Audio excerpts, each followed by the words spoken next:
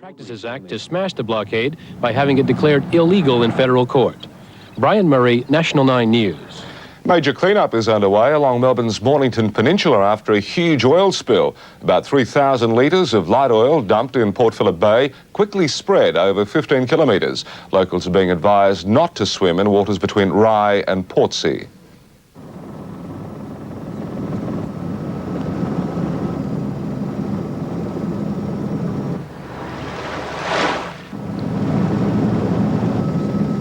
When we got here, it was 7:30. The kids went swimming about 9:30.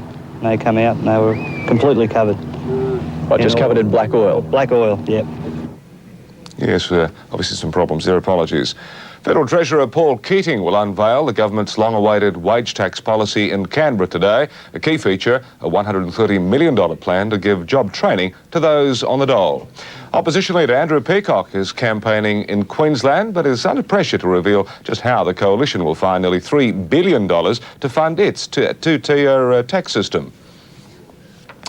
The nation's chemists plan to make their unresolved dispute, or rather try to take their unresolved dispute, part of the election issue. In Sydney overnight, more than 1,000 pharmacists pledged to door-knock marginal electorates. They hope the federal government will drop plans to cut dispensing fees. Similar protests will be held in Queensland and Victoria. And overseas, in the United States, a frozen lake has claimed 7 lives. The tragedy began when 4 teenagers escaped from a detention centre. To 4 youths running away from a detention camp, the frozen lake in California's Sierra Nevada mountains looked like a course to freedom. Thin ice gave way, plunging them into freezing water. One of the teenagers scrambled to safety. The others were swept beneath the ice, along with 4 rescuers who tried to save them. The fierce winter storms have created chaos across the United States. Conditions made driving dangerous, with accidents littering the highways. A camera captured this spill.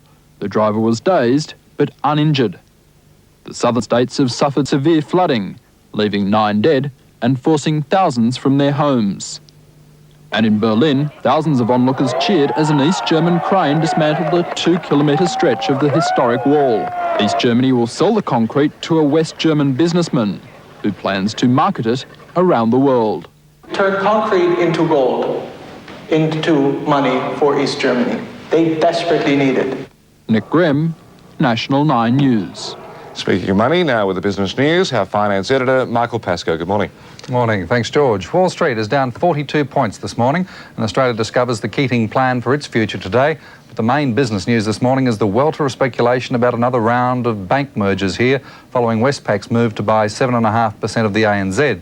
Westpac picked up the stake for $408 million from John Spalvin's Adelaide steamship as that company moves to reduce its debt and restore market confidence. The move has sparked a predictable flurry of merger talk, just as the ANZ and National Australia Bank buying shares in each other did. Certainly Westpac has dealt itself into any rationalisation of the big 4 banks in this country, but I suspect any such move could be a long time coming yet, as there would be a great deal of public and political antipathy towards any merger, whoever wins the election. Of more immediate concern, the New York bond market weakened sharply overnight, the 30-year bond dropping 2 points. That's the equivalent of $20 for every $1,000 face value. That's affected all the markets. The US dollar is up against a weaker yen, down a bit against a stronger Deutschmark, with those 2 currencies dominating forex trading. The Aussie dollar has slipped back under 76 cents and therefore lost a bit on the cross rates as well. Gold has perversely gained $3.50 despite the higher US interest rates, but Wall Street has certainly felt the damage. The Dow now down nearly 43 points with no sign of monetary easing coming from Alan Greenspan. London was doing all right until Wall Street fell out of bed. The FT 100 finished 20 points down. Australian stocks there were also affected by the Wall Street performance. Most interest was in the banks, with the ANZ up 7 cents, the NAB up 4 and Westpac steady. Bougainville's dive continued. And amid all the confusion, Channel 7 has come clean on this performance. The network expects to lose $60 million this year, throwing into grave doubt those strange Quintex profit figures over the past couple of years. George. Yeah, Michael. Cricket news and a thrilling 2-run victory to Pakistan in the World Series Cup at the SCG last night. Reduced to 49 overs, Pakistan set the Australians a target of 221. Top scored with 74, but Simon O'Donnell was the man who grabbed the man of the match honours. Down there. The last dress rehearsal before the finals, and Australian openers made the most of the Pakistan attack without injured Wasim Akram. Fine shot. One bounce into the fence. Mark Taylor was in full cry when he fell for 29. It's gone. Caught behind. The Australians pushed the run rate to 6.5, but it fell away following Dean Jones' dismissal for 10. Well, good catch. Right. Tom Moody was on song. Good shot. The lanky West Australian reached his half-century in the 25th over. That's 50 for Tom Moody. But Alan Border at the other end struggled and only rarely connected sweetly. That was magnificently timed. He made 26 before dragging Tosif Ahmed off his glove. Imran adjusted the attack, Waqar Yunus was banished to lighter duties, and he turned to leg spinner Mushtaq Ahmed to dismiss War and then Peter Taylor. Imran almost belted his bat into the ground. 5 for 159. Opening bat then removed opening bat. Saweed Anwar lured Moody on 74. Needing 49 off 42 balls, O'Donnell made inroads, taking 10 off Mushtaq Ahmed in 1 over. And that's a 6. Chasing 4 runs in the final over, O'Donnell was trapped for 39 by Imran. Close. He's got in. He's come. Rackerman came and went scoreless, and then all hopes rested on Alderman. He waited 3 minutes for Imran's adjustments, and the Australian had to find 2 runs from the final ball. And he's missed it. So it's all over. A great victory for Pakistan over... Charles Christian, National 9 News. Well, Brian Bury, we can't win every night, can we? No, but 2 runs is a bit of a worry. We could have run that. Thank you, George. And Eka, good morning to you. Eka's under the weather, so I'll just... how are you going, mate? You all right? He's a bit crooky down there under the weather. Oh, all right. Oh, I've got to worry about him. Perth, today, fine, 32. Adelaide, fine, 33. Hobart, fine, mild northwest to southwesterly winds, 22. Melbourne, fine and warm, mostly sunny, 31. Cold front coming through. I think that'll change rather smartly.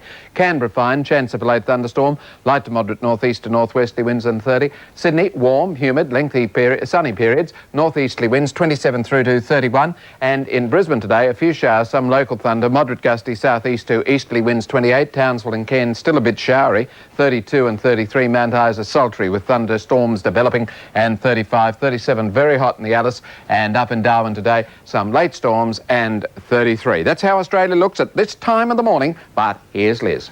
Thank you, Brian. To the trucking dispute, and senior members of the Transport Workers Union are on their way to Wodonga this morning in an effort to try and encourage rebel truckies to lift their New South Wales Victorian blockade. The Queensland-New South Wales blockade is already breaking up. However, the impact of the dispute will probably intensify over the next few days due to existing shortages and lack of manufacturing materials. Food prices have already skyrocketed. For example, in Sydney, beans have risen by $3.50 a kilo in a week. Broccoli by almost $2.50 and potatoes by $2. Now, to find out more on the effects of the blockade, this report by Robin Wade. The effect of the truckies' blockade. Ford at Homebush, Sydney. No components delivered, no cars completed, and no work. 3/4 of the staff have been laid off. Those 600 employees will stay off the payroll as long as the blockades continue. Unfortunately, that's the case. And of course, that means that many of them may decide not to come back. All over New South Wales, the story is the same. Stand-downs and profit losses. In Ford's case... Are we talking thousands or tens of thousands? Oh, it'll be tens of thousands and amount much beyond that into hundreds in a fairly short period of time. The blockades are also being blamed for shortages on our supermarket shelves. The Retail Traders Association would have us believe that most outlets are running out fast, even though looking around there doesn't appear to be an immediate problem. The situation this morning is very parlous. What we've got is a number of lines, some 400 lines, which are just not available to the people of New South Wales. Some grocery lines are out. Have you noticed? Yes, I have. I haven't been able to find all the brands that I wanted. Nothing that I wanted, no. There's all there. There's plenty of food stock, just large shortages of major lines. The ones to worry about, packaged foods and tin foods. Fresh food is still available, frozen food is gradually running out. Supermarkets had a respite from delivery worries last week, allowing them to restock. The problem is that half of New South Wales supplies come from interstate, particularly Victoria. Shelves may be stocked now, but warehouses are emptying. What you see on the shelves is what there is available. There's nothing coming across the border. There has not been anything coming across the border now for a week and a half. The distribution centres are empty of those products, and as soon as it goes off the supermarket shelf, it's gone. Same applies to Victorian and... To speculative buying of land and property in Australia. In the United States, a frozen lake has claimed 7 lives. The tragedy occurred when a group of teenagers fell through thin ice. 4 rescuers also died. Freezing Convict Lake is in eastern central California, a favored fishing spot in summer, a snowy, icy wonderland in winter. Yesterday, 3 teenagers from a nearby camp for troubled youngsters skated their way onto the lake, glided onto a thin patch of ice, and fell through. 4 adults, including 2 camp counselors, were the first to attempt rescues. But again, the lake's ice cover couldn't support them. Russ Benker was in the second wave of rescuers. The next thing I knew that there were 3 individuals, adults, swimming towards me, and I rendered assistance. But you could only pull one out? Yes. This morning, divers working from special boats are attempting to recover the 7 bodies. Much of the western U.S. has been gripped by ice and snow, making driving an adventure. The shaken driver emerged unhurt. In the United States, Bob Turlow, National 9 News. A lot safer driver is Michael Pascoe with the latest on the finance. Thanks, George. And it's an extremely busy morning on the business round, starting with a sharp dive on the New York bond market, which we'll feel on our markets today.